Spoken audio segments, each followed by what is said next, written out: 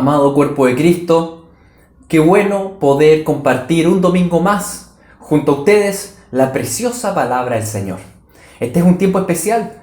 Como congregación estamos en medio de 10 días de ayuno. Este año estuvimos ayunando ya 10 días en marzo y ahora a mitad de año nuevamente tenemos este tiempo especial de ayuno, de oración, de búsqueda del Señor. Algunos están ayunando absteniéndose de ciertos alimentos, comiendo frutas, verduras, carne blanca, algo sanito. Y otros se están absteniendo de ciertas comidas. Por ejemplo, absteniéndose del desayuno, del almuerzo, de la once. Ahora bien, no solo se trata de abstenerse, ¿no es cierto?, de lo físico, sino que también es muy importante el por qué hacemos esto, la motivación. Y todo eso lo vamos a estar estudiando hoy día, porque el texto de hoy día precisamente habla de ese tema. Recuerden que este tiempo de ayuno es un tiempo de búsqueda del Señor. Por tanto, también absténganse tal vez de redes sociales, de internet, de películas, de series. Consagrémonos al Señor. Es un tiempo de arrepentimiento, es un tiempo de santificación. El texto de hoy día que vamos a estar leyendo es Lucas 5, versículo 33 al 38. Pero para entender ese texto es necesario repasar un poco lo que leímos el domingo pasado. El domingo pasado leímos Lucas capítulo 5, versículo 27 en adelante y vamos a repasarlo. Dice así: después de estas cosas salió y vio a un publicano llamado Leví sentado al banco de los tributos públicos y le dijo: sígueme. Y dejándolo todo, se levantó y le siguió. Y Leví le hizo gran banquete en su casa y había mucha compañía de publicanos y de otros que estaban a la mesa con ellos. Bueno, el domingo pasado aprendimos que los publicanos eran muy odiados por parte del mismo pueblo, principalmente por dos motivos. Por un lado, eran considerados traicioneros porque recaudaban impuestos para Roma, por tanto eran traicioneros para los israelitas. Y por otro lado, también abusaban de esa posición, recaudando más de lo debido para enriquecerse ellos mismos. Sin embargo, Jesús llama a este publicano llamado Leví, o también Mateo, a seguirle. Y asombrosamente este pecador deja todo y decide seguir a Cristo.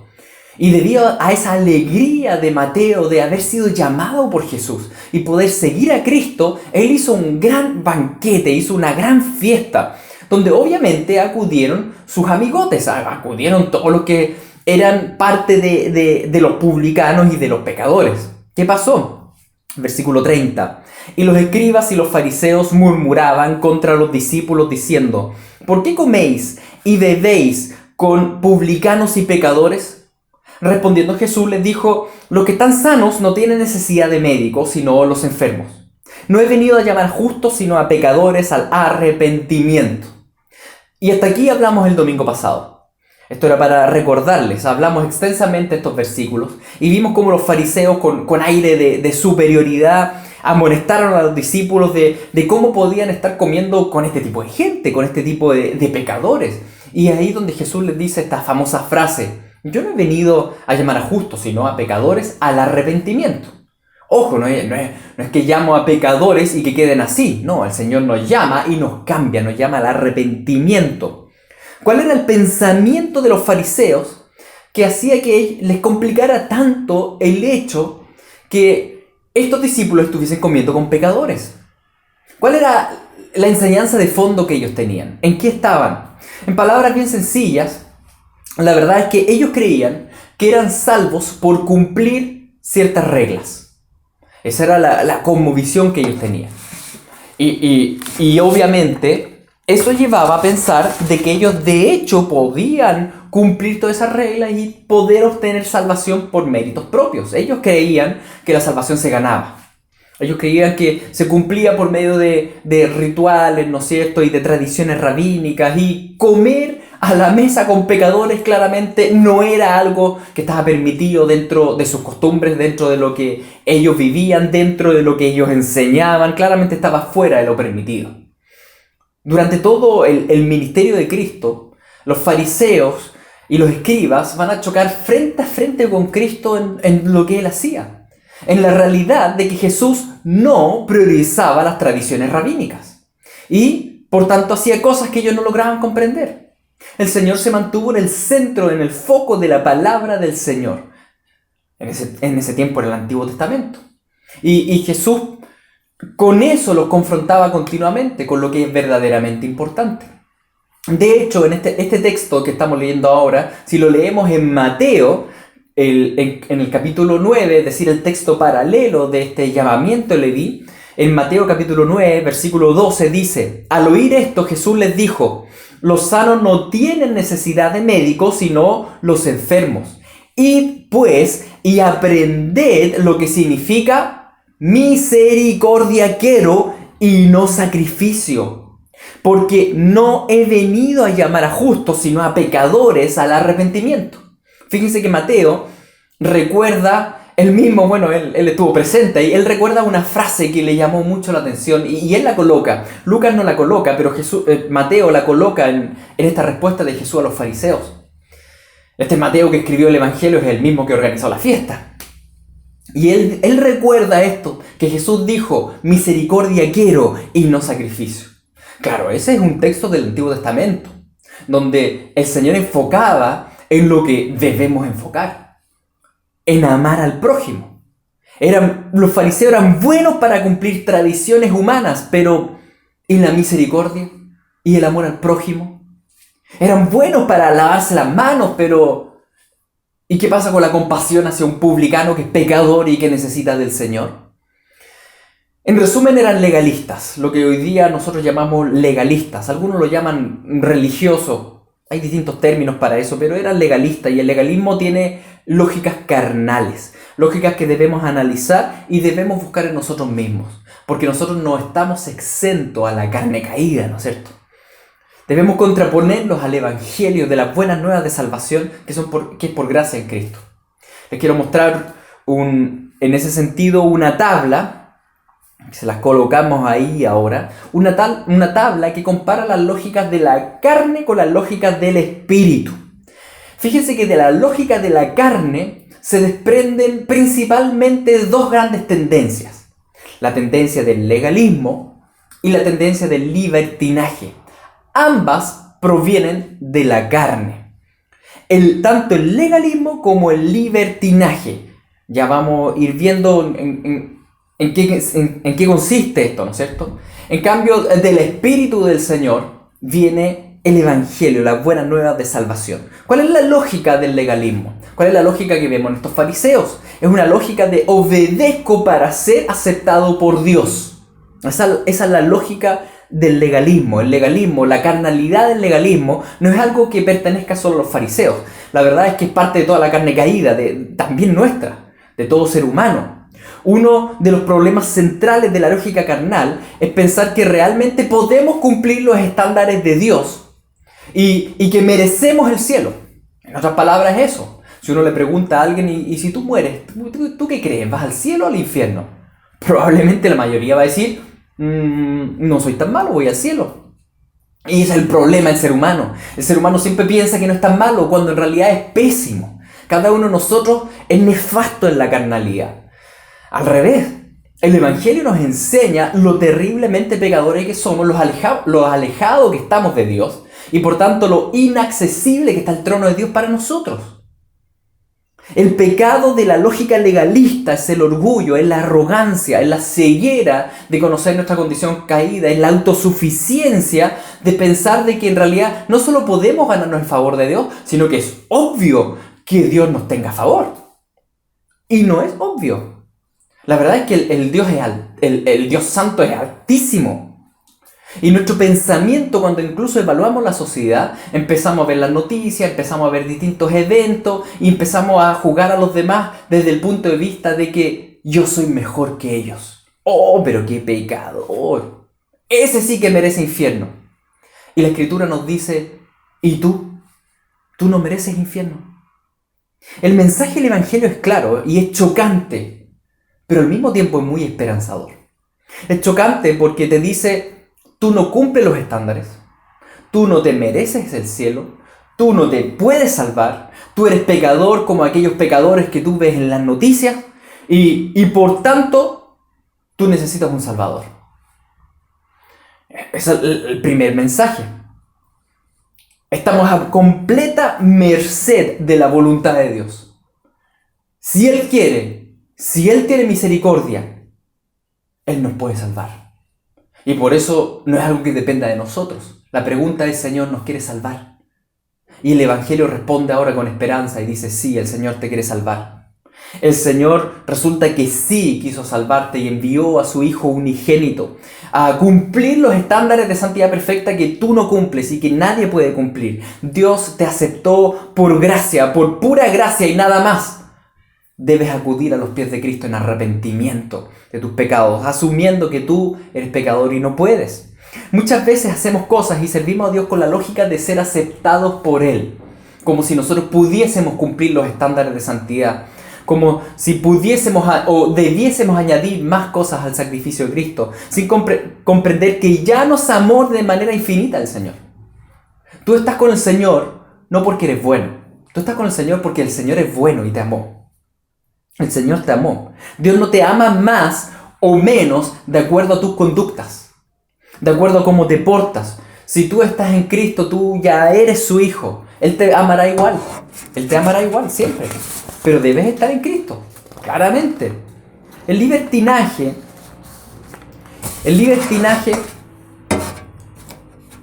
¿qué es lo que enseña? Y aquí viene la reflexión que muchos hacen. Bueno, si el Señor, si ya soy aceptado por Dios, entonces ¿para qué obedecer? ¿Para qué cumplir los mandamientos? ¿Para qué obedecer la Biblia? Si total el Señor ya me ama.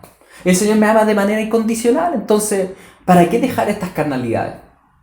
Esa es la lógica del libertino, que también es una lógica carnal. Es un pensamiento que no tiene nada que ver con el Evangelio. No obedecemos a Dios para ganarnos su favor, pero obedecemos a Dios y sí lo obedecemos porque Él nos favoreció. Es un agradecimiento. El Señor nos ama tal cual como somos, ¿sí? Pero como nos ama, Él nos cambia y no nos deja como estamos. Nos saca del pecado. Su Espíritu Santo nos aparta del pecado y nos santifica. Por eso el creyente, el supuestamente creyente que persevera en el pecado como si nada, sin ninguna lucha interior y se siente cómodo ahí, probablemente no es creyente, dice la Escritura. No tiene el Espíritu Santo. Porque si tuviese el Espíritu Santo, habría una lucha por la santidad en su corazón. Si tú eres hijo de Dios y estás o te consideras hijo de Dios, y la verdad es que estás súper cómodo en el pecado y persevera en el pecado, pon mucho ojo. Y pregúntate, ¿realmente seré hijo de Dios? Ahora bien, si tú eres un hijo de Dios que está luchando con el pecado y cae una y otra vez, pero está esa lucha por la santidad en ti, no pierdas el gozo y sigue perseverando en el Señor porque el Señor va a completar la obra en ti. Los hijos de Dios no perdemos la salvación, porque la salvación nunca fue por mérito propio. Fue un regalo de Dios. Y el Señor no te va a dar el regalo y después te lo quita. No funciona así el Señor. El Señor es inmutable en su edicto. El Señor es infinito en su amor. Él te entrega el regalo y el regalo es tuyo. Ahora, ese regalo, cómo lo vives, sí va a implicar mucho en cuánto gozo tú vas a tener en Cristo. Porque si tú pecas, claro, mientras mayor pecado, mayor disciplina en tu vida. Y va a haber tensión en tu relación con Dios y te vas a sentir mal, claro. A mayor santidad, mayor gozo, mayor protección. A mayor pecado, mayor ataque al enemigo, ¿no es cierto? Y todo lo que implica una vida cristiana que está con una relación con Dios que está dañada. El Señor te ama. Por tanto, ese debe ser nuestro motor de obediencia. Ya que soy aceptado por Dios, por eso obedezco. En cambio, el libertino dice, yo ya soy aceptado por Dios, por eso no obedezco. Pero esa lógica es carnal, no proviene del Espíritu. El foco, por tanto del legalismo como del libertinaje, el foco va a ser el mismo, porque proviene de la misma carne. El foco es, como ustedes pueden ver ahora en la tablita, es egocéntrico. El foco de la carne, ya sea legalista o libertina, es egocéntrico. La carnalidad tiene distintas expresiones, pero el foco es el mismo. Muchos intentan escapar del legalismo farisaico autosuficiente, que cree que puede salvarse por portarse bien, arrancan al libertinaje y se portan mal. Y en realidad hacen lo mismo, el foco sigue siendo egocéntrico. El legalismo tiene, por tanto, una expresión... es una expresión distinta, pero de la misma carne. Tiene el mismo origen, tiene el mismo foco. Por eso no es nada difícil que un libertino se torne legalista y un legalista se torne libertino. No es tan difícil. Muchas veces pensamos que es muy distinto. No es muy distinto. No será, les pongo un ejemplo que vemos claramente en los evangelios. Y ustedes esto lo pueden extrapolar a nuestros días. En los evangelios vemos a los fariseos. ¿Qué son ellos? ¿Legalistas o libertinos? Claro, a primera vista uno dice son legalistas. Ellos piensan, ¿no es cierto? Ellos piensan en la autosalvación y son orgullosos de sí mismos, desprecian a los demás y son rigurosos en cumplir reglas, son legalistas, sí. Pero al mismo tiempo no tienen ningún problema con traspasar todo tipo de leyes de Dios y asesinar al Hijo de Dios inocente por medio de falsos cargos. Eso se llama libertinaje. Los fariseos, siendo legalistas, no tuvieron ningún problema con ser libertinos. Lo mismo pasa con los libertinos. Los libertinos, que son egocéntricos, viven la vida para su propia carne, en sus propias pasiones, y de repente dicen, mira, yo creo, y empiezan a surgir estas frases. Sé que estoy mal, pero si me pongo las pilas con el Señor, voy a andar bien. ¿Seguro? Si tú te pones las pilas con el Señor. O sea, ¿tú puedes ponerte las pilas o es Dios el que te concede arrepentimiento de acuerdo a 2 Tesalonicenses 2.25? Perdón, 2 Timoteo 2.25. ¿Quién concede arrepentimiento? O sea, tú como libertino, tú puedes en cualquier momento decir, no, yo dejo el pecado y voy al Señor. No está en tus manos. Humíllate ante el Señor y Él te exaltará. Humíllate ante el Señor. Es como el hijo pródigo que después de dejar la escoba traza un plan de autosalvación creyendo que en realidad él puede llegar y volver a la casa del padre. Cuando en realidad no depende de él, depende del padre si lo acepta o no lo acepta. Así que cuando hablamos del legalismo de los fariseos, vamos a hablar al mismo tiempo del libertinaje de los fariseos y viceversa. Porque en realidad es la misma carnalidad. Es lo mismo que también vemos en nosotros o vemos en gente hoy en día que están ahí, ¿no es cierto? Y están rigurosos tal vez en algún grupo evangélico o algo, y de repente uno los ve cometiendo los pecados más atroces y uno dice, ¿qué pasó? Es carnal. Es carnal. En algún momento se expresó el legalismo y en algún momento se expresó el libertinaje, pero en la misma carne. Y eso debemos evaluar en nosotros mismos. ¿Estoy siendo carnal o espiritual? ¿Qué se está expresando de mí? ¿Qué está saliendo de esta fuente?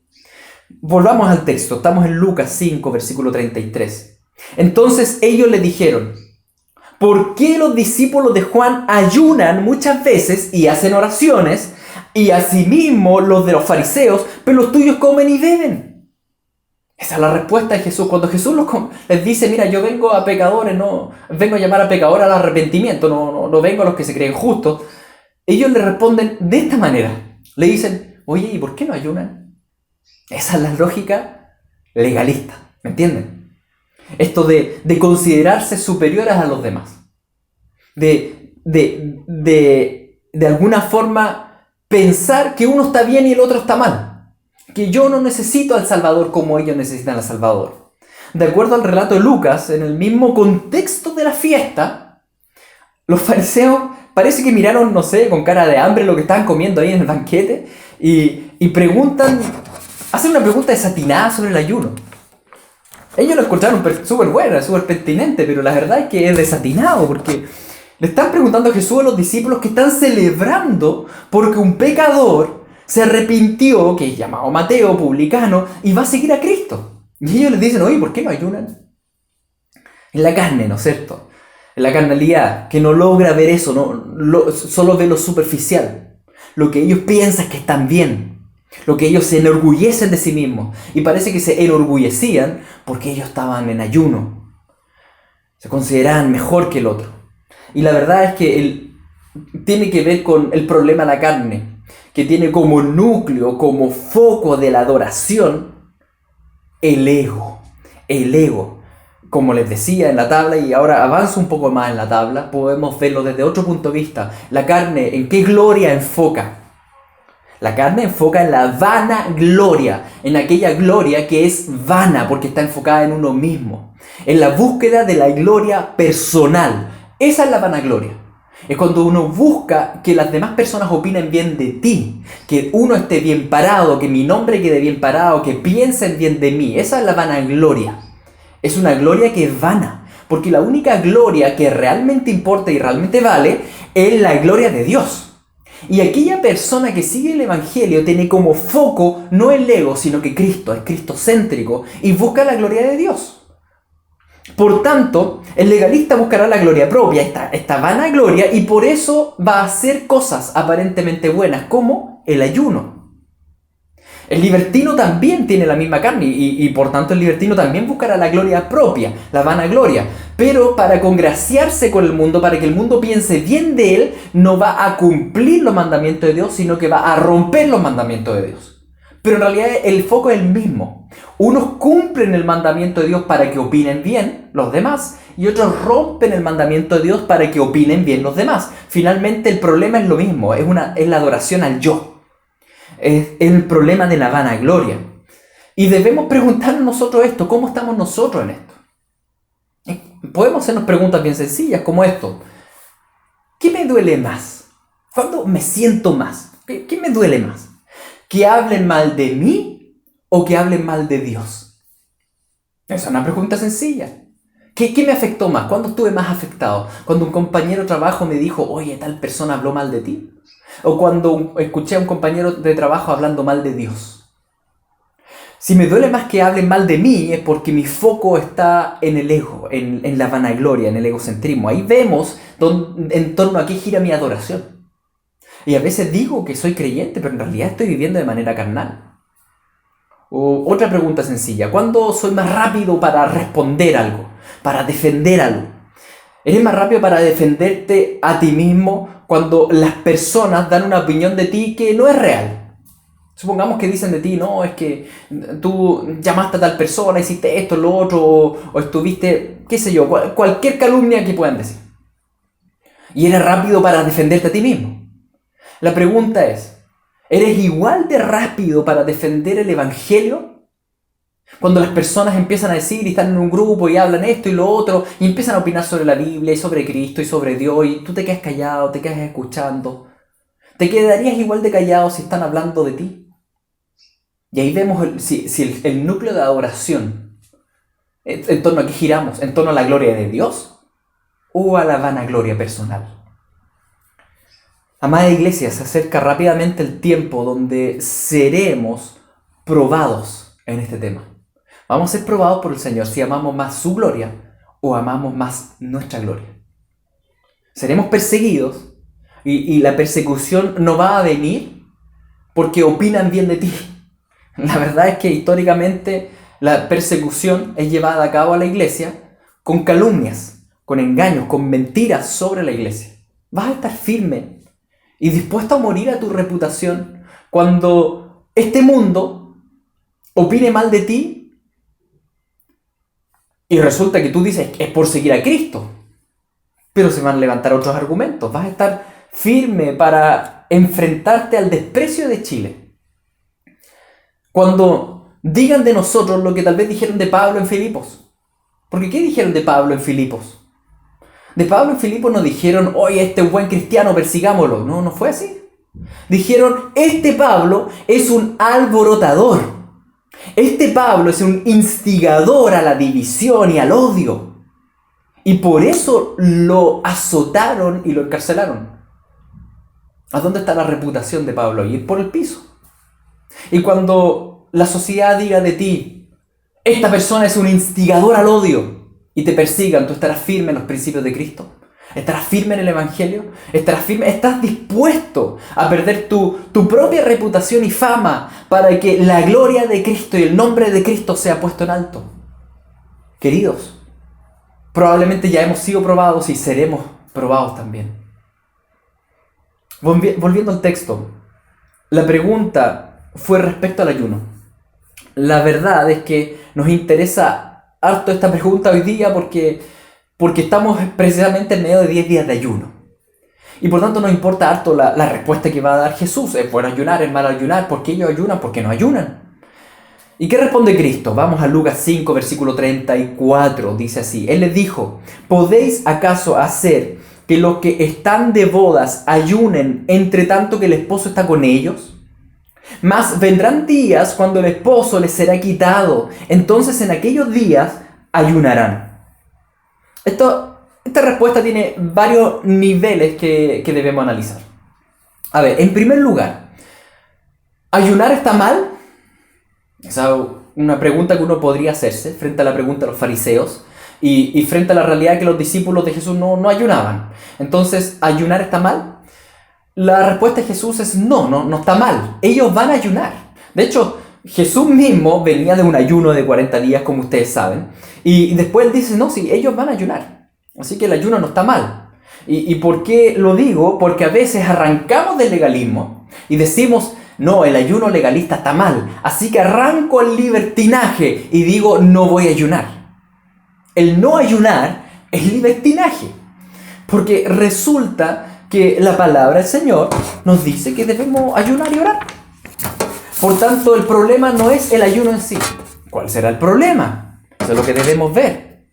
No debemos, por tanto, escapar del ayuno farisaico yéndonos a los brazos del no ayuno libertino. No debemos escapar del ayuno mal motivado de los fariseos y caer en el no ayuno de la glotonería, ¿me entienden? Entonces, debemos ayunar. Y en ese sentido también yo los insto. Tal vez ustedes no supieron la semana pasada o no lo han hecho o la verdad es que están medio flojos para este tema. Es importante ayunar, es importante hacerlo, es un mandato bíblico, como las disciplinas espirituales en general. Es importante orar, es importante leer la palabra, es importante, hagámoslo. Pero debemos poner ojo, ahora sí, en la motivación con la cual lo estamos haciendo, que es el problema del ayuno de los fariseos. El problema del ayuno de los fariseos no es el ayuno, sino que los fariseos. Me explico, ¿no es cierto? El tema es que debemos poner mucho ojo en por qué ayunamos. ¿Por qué no ayunaban los discípulos de Jesús? La respuesta es porque estaban en fiesta. Estaban en fiesta. ¿Cuál era la fiesta? La fiesta no era solo la fiesta de Mateo. La fiesta, dice Jesús, es que el novio estaba con ellos. Esa era la fiesta. El Mesías anhelado que por siglos se había esperado estaba ahora finalmente con ellos. No era tiempo de ayuno. El ayuno es señal de luto. El ayuno es señal de duelo, es señal de necesidad, es señal de búsqueda del Señor. Pero ahí ya estaba el rey de Sion, estaba el hijo de David. No había luto, no había duelo, no había necesidad, no había búsqueda, porque ellos ya habían sido hallados por Cristo. Era el momento en la historia humana donde no había que ayunar. Ese era el momento. Esos fueron los 3 años y medio donde no había que ayunar. El rey estaba con ellos. La pregunta retórica de Jesús nos indica el objetivo del ayuno, la verdad. ¿Y cuál es el objetivo del ayuno? Es buscar de Dios y estar con Él. Es disfrutar de Cristo. Es deleitarnos en Cristo. Por tanto, si vamos nuevamente a la tablita de carne versus espíritu y añadimos una fila más, podemos ver, por ejemplo, la motivación. ¿Por qué hacemos las cosas que hacemos? ¿Por qué el carnal hace cosas? El carnal hace cosas motivado o con motivaciones pecaminosas. En cambio, aquella persona que es espiritual, que está en el Evangelio, la motivación, el motor principal, es el amor a Cristo. El carnal hace cosas desde una lógica egocéntrica, vanagloriosa. Por tanto, hace cosas que tal vez externamente pueden parecer correctas, como le pasa al legalista, externamente están bien, pero su corazón está lejos. De boca hablan, pero su corazón está lejos. Sus motivaciones están mal. Por ejemplo, ayunan, sí, ayunan. Pero por este orgullo vanaglorioso de creerse, ¿no es cierto?, que pueden ganarse el favor de Dios y demostrar que son capaces. Ayunan, pero porque se consideran a sí mismos buenos cristianos y porque piensan bien de sí mismos y los hacen sentir superiores a los demás. Por eso ayunan. Pero ese ayuno, la verdad, es que no les es contado por justicia, les es contado por pecado. Jesús les hace una pregunta retórica y pone el foco ¿en quién? En sí mismo. Él dice, ¿puede acaso los que están en boda con el esposo, ¿no es cierto?, ayunar si están ahí en la fiesta? Claro que no, porque el ayuno se trata de Él. El ayuno se trata de Cristo. Ayunamos porque queremos más de Cristo, queremos más de Él. ¿Por qué mortificamos la carne? Mortificamos la carne por agradecimiento de la salvación que Dios nos dio y queremos estar más llenos del Espíritu Santo y con más deseo de Cristo. Ese es el objetivo. Ayunamos para que nuestras vidas glorifiquen más a Dios, no a mí. No ayunamos para mí, ayunamos para que nuestras vidas glorifiquen más a Dios. Ayunamos para que Dios sea glorificado. Ayunamos no en autosuficiencia, pensando que yo puedo, sino que en dependencia al Espíritu Santo, diciéndole: Señor, tú sabes que me cuesta esto, por favor, hazlo tú en mí. Yo quiero hacer un ayuno correcto, lograrlo y bien motivado. Señor, sujeta mi corazón. No ayunamos en autosuficiencia, sino que en dependencia, porque sabemos que por nuestras propias fuerzas no podemos. Por tanto, no nos basta la actividad externa. No basta la actividad externa. ¿Es necesaria? Sí. Como habíamos dicho, el ayuno no es malo, es bueno. Pero sí es importante cómo, con qué motivación, con qué foco, con qué gloria, con qué deleite tú llevas a cabo la actividad externa como el ayuno. ¿Y qué hacer cuando el Espíritu Santo nos muestra que estamos haciendo las cosas mal motivados? Tal vez estos días has estado ayunando y tú dices: chuta, la verdad es que estoy medio legalista o estoy medio libertino. ¿Qué hacer? Lo que debemos hacer todos los días: ir a los pies de Cristo en arrepentimiento y decirle: Señor, perdóname, soy un fariseo. Señor, soy un fariseo. Señor, perdóname, soy un libertino. Soy orgulloso, soy autosuficiente, busco la gloria propia. Señor, cámbiame, transfórmame, lléname de ti. Necesito de tu cruz. Necesito de Él. Debemos tirarnos de rodillas y arrepentirnos a los pies de Jesucristo, nuestro Salvador. Continuemos el texto. Lucas 5:36. Jesús les dijo también una parábola. Nadie corta un pedazo de un vestido nuevo y lo pone en un vestido viejo, pues si lo hace, no solamente rompe el nuevo, sino que el remiendo sacado de él no armoniza con el viejo. Y nadie echa vino nuevo en odres viejos, sino de otra manera. El vino nuevo romperá los odres y se derramará, y los odres se perderán. Mas el vino nuevo en odres nuevos se ha de echar, y lo uno y lo otro se conservan. A ver, recordemos que esta conversación aparentemente se está llevando a cabo en el contexto de la fiesta de Mateo. Por tanto, los ejemplos que ocupa Jesús son ejemplos de esa misma fiesta. ¿Y qué hay en esa fiesta? Aparentemente hay vino y hay vestiduras. Hay trajes. Ese es el contexto. Y aquí él ocupa dos ejemplos para expresar la misma idea. En primer lugar, él dice: si tú tienes un traje viejo que se te echó a perder, ¿tú acaso tomas un traje nuevo y lo recortas para sacarle un pedazo y se lo colocas al viejo? Nada que ver, dice. Vas a echar a perder el traje nuevo y el traje viejo también te va a quedar feo, porque va a estar con una pieza nueva y no funciona, dice él. O dice él: si tú tienes vino nuevo y tú lo echas en odres que están envejecidos, que están tiesos, que están inflexibles, están ahí, y tú echas ese vino nuevo, el vino nuevo va a fermentar, va a expandirse, y eso, si el odre no está tan bien para expandirse, eso va a reventar y vas a perder todo, va a perder el odre y el vino. ¿Qué quiere significar esto? ¿Lo habrán entendido los fariseos? No lo entendieron. Al menos lo que vemos en los evangelios no lo entendieron. ¿Lo entendemos nosotros? La verdad es que las comparaciones que hace acá Cristo tienen que ver con lo que estamos hablando. El evangelio y la lógica carnal del legalismo. Si tienes un vestido nuevo, entonces, tú lo recortas y lo pones en el antiguo. ¿Qué representa el vestido nuevo? ¿Qué representa el vino nuevo? El evangelio de Jesucristo. El evangelio de salvación por gracia en Cristo Jesús. Eso representa en esa parábola el vestido nuevo. ¿Y qué representa el vestido antiguo o el odre viejo? Representa el legalismo carnal. Entonces, aquí pasa lo siguiente. Yo creo que en términos generales uno dice: sí, hace sentido. Pero nosotros caemos en ese mismo problema. Pensamos que el evangelio por sí solo como que no anda muy bien, como que hay que sacarle ciertas partes y mezclarlos con lo que es el legalismo religioso de la carne. Les pongo ejemplos bien concretos. Muchas veces se cree equivocadamente que enseñar la salvación por gracia, de que solo somos salvos por la obra de Cristo y no por nuestras obras, que nuestras obras no determinan nuestra salvación.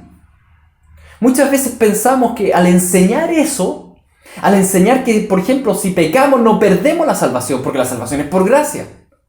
Muchos creen que al enseñar eso, la verdad es que estamos llevando a las personas al libertinaje.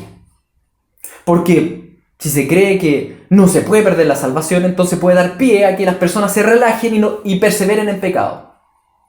Pero este es un grandísimo error de pensamiento, queridos. En primer lugar, el Hijo de Dios verdadero, el que tiene al Espíritu Santo, no va a perseverar en pecado. No va a perseverar en pecado. El que tiene el Espíritu Santo lucha contra el pecado. Ese es el punto 1. Por eso hay un error ya de base de pensamiento. Pero también es importante entender que mezclar el Evangelio de gracia con un poquito de necesidad de obras, aunque sea un pichintún de legalismo autosalvador, un pichintún, la verdad es que echa a perderlo todo. Lo echa a perder todo. Aunque uno diga, no, pero es que un poco que dependa su salvación de sí mismo. Es que ese poquito de que dependa la salvación de sí mismo significa que ya no depende plenamente de Dios. Aquí no hay términos medios. Aquí no se puede mezclar el traje nuevo con el traje viejo, no se puede. Y a través de siglos, muchos cristianos han intentado mezclarlo porque piensan en este error garrafal de que en realidad hay que enseñar un poco obras porque si no se nos pueden desbandar. Queridos, el que tiene el Espíritu Santo va a perseverar en santidad, va a perseverar en arrepentimiento. Pero debemos enseñar la verdad, y la verdad es que la salvación no es por obras. No es por obras. Incluso empeoramos la situación y echamos a perder el traje y derramamos el vino cuando enseñamos esto de ayudar un poco a la obra de Cristo. Entonces el Señor me salvó, qué bueno, y ahora yo tengo que poner de lo mío, ¿no es cierto?, para poder llegar al cielo. Como si fuese un trabajo, ¿no es cierto?, de salvación donde, bueno, Cristo tiene la gran parte y después depende de mí. Queridos, hay muchas cosas que dependen de nosotros, sí, es verdad. Hay muchas cosas que dependen de nosotros en este caminar cristiano. Pero el llegar a la meta depende del Espíritu Santo. Y si enfocamos eso de llegar a la meta y le ponemos y decimos nosotros podemos hacerlo, con eso estamos mezclando traje antiguo y nuevo y vidrio y odre nuevo y viejo y echamos a perderlo todo. Echamos a perderlo todo. No puedes predicarles que por un lado eres salvo únicamente por la obra de Cristo y después al mismo tiempo predicar que necesitas vivir la vida cristiana haciendo cosas buenas para salvarte. Y si no, ¿qué? Eso es legalismo, es salvación por obras. Es mezclar el Evangelio de la salvación por gracia. ¿Y qué pasa? Que en realidad se echa a perder todo el traje nuevo del Evangelio. O en lo uno o en lo otro. Como creyentes nosotros obedecemos la palabra del Señor. ¿Por qué? 1, por agradecimiento. Estamos agradecidos. ¿Por qué más? Porque queremos el galardón celestial completo, no incompleto. Queremos un galardón celestial completo. Por eso obedecemos, sí, también. Obedecemos porque para glorificar al Señor con nuestras vidas. Por eso obedecemos. ¿Por qué más obedecemos? Por temor reverente a Dios para evitar su disciplina, porque claramente si uno está en pecado, el Señor nos disciplina. Obedecemos principalmente por amor a Jesús. Obedecemos por muchos motivos buenos, pero no por temor a que nos quite la salvación. Porque ¿qué hablaría eso del Señor? Que adopta un hijo, el hijo se portó mal, así que lo devuelve al orfanato. Nuestro Señor no es así, queridos. La salvación es de Él. Y pertenece de Él y es su gloria. Y nosotros vivimos en santidad, en agradecimiento a esa obra. No sirve tomar el Evangelio para tapar un par de agujeros de una religión legalista. No sirve eso. Echa a perder tanto el Evangelio, el vestido nuevo, como el odre viejo. Echa a perderlo todo. El legalismo y el Evangelio simplemente no se mezclan. No se mezclan. Y no se mezclan. La salvación es por Cristo, es por su gracia, es por su obra, es por lo que Él hizo. Y en agradecimiento, nosotros vivimos en obediencia. ¿Qué añadimos a nuestra salvación? Nada. Porque si tú piensas que puedes añadir algo en tus obras para que seas salvado, entonces estás desechando la obra perfecta de Cristo. Estás diciendo, sí, la cruz de Cristo es súper buena, pero no alcanza. No alcanza. El Evangelio, las buenas nuevas de salvación por la obra de Cristo, este vino nuevo, no se puede echar en un sistema religioso de cumplimiento de ceremonias y de sacramentos para ser salvos. No pega ni junta. Por ejemplo, el catolicismo. El catolicismo enseña que hay que hacer 7 sacramentos para ser salvos. Si quieren enseñarlo, pueden enseñarlo, pero no se digan creyentes, no se digan cristianos. El catolicismo no es cristianismo. No lo es, queridos. El cristianismo bíblico enseña una salvación por gracia, no por obras. No por obras. Querido hermano, hermana, si tú eres católico o católica, estás escuchando esto, debes entender que eso que te ha enseñado la Iglesia Católica, que debes hacer cosas y cumplir sacramentos para ser salvo, no está en la Biblia y es un engaño. Si tú quieres seguir a Cristo, entonces acepta ese amor de Cristo, pídele perdón por tus pecados y tú serás salvo. Jesucristo murió por ti, querido. No murió la Virgen María por ti, Jesucristo murió por ti. Y por eso es importante que vayamos a los pies de la cruz de Cristo. Entendemos que María fue una buena mujer y que el Señor le dio el privilegio de poder tener a nuestro Salvador. No despreciamos a María por ningún motivo. Es nuestra hermana, la amamos en el Señor. Pero no es salvadora, no es intercesora, no es mediadora entre Dios y los hombres, solamente Cristo y únicamente Cristo.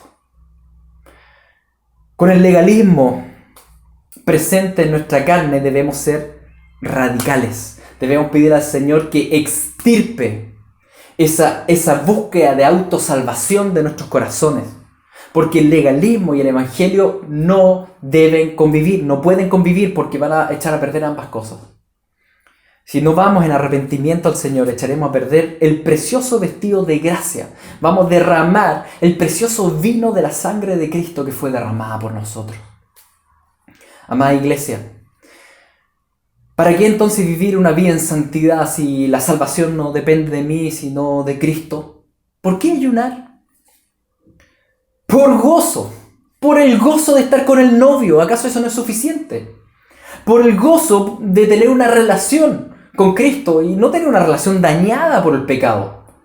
Por agradecimiento a la obra de Cristo, por amor a Jesús. ¿Acaso no es suficiente motivo para ayunar y para obedecer la palabra? Ojo con las motivaciones. Muchas veces hacemos cosas buenas, pero al igual que los fariseos y los escribas, con motivaciones muy malas. Ellos diezmaban, ellos ayunaban, ellos estudiaban la Biblia y se dedicaban al estudio de la Biblia. Pero todas esas cosas buenas les era contado por pecado, por el corazón con el cual lo hacían. ¿Has considerado eso? ¿Has pensado que podrías diezmar, ayunar y estudiar la Biblia pecando? Amigos, debemos examinarnos y preguntarnos, ¿por qué estoy buscando obedecer los mandamientos de Dios? ¿Qué gloria estoy buscando? ¿Cuál es el foco? ¿Por qué oramos, ayunamos, cantamos, leemos la palabra? ¿Por qué ayudo al prójimo? ¿Por qué estoy diezmando? ¿Por qué doy a los necesitados? El por qué es muy importante. Es muy importante, porque marca toda la diferencia entre la carne y el espíritu, entre el legalismo y el evangelio. Porque un fariseo también puede hacer muchas obras de caridad, pero lo es contado por pecado. Les he contado por pecado porque lo hace para su gloria, en autosuficiencia, motivado en pecado y en orgullo. Tal vez vienes a Cristo después de haber pasado años en sistemas religiosos legalistas y vas a tener que desintoxicarte de tus motivaciones. Tal vez no tienes por qué cambiar las conductas externas, porque quizás eran buenas. A veces uno sale de un sistema legalista y quiere cambiarlo todo y ya no voy a hacer lo que hago.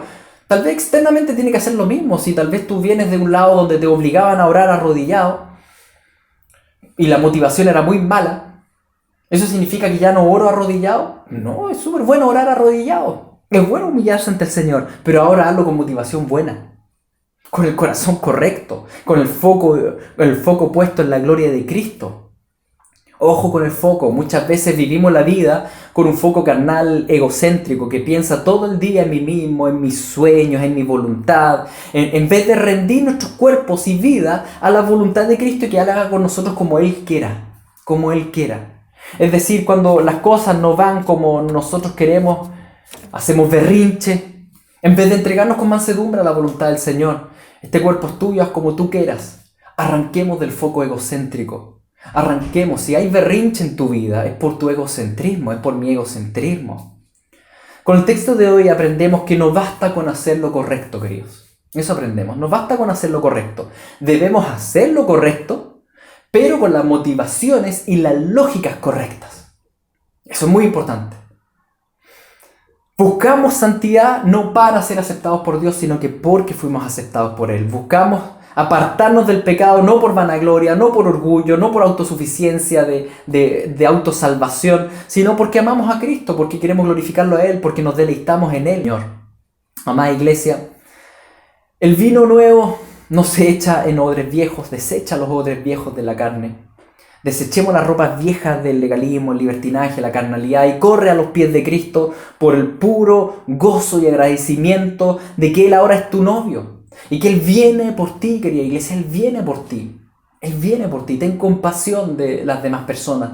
No desprecies ni siquiera a los fariseos, porque también de eso el Señor nos rescata a nosotros.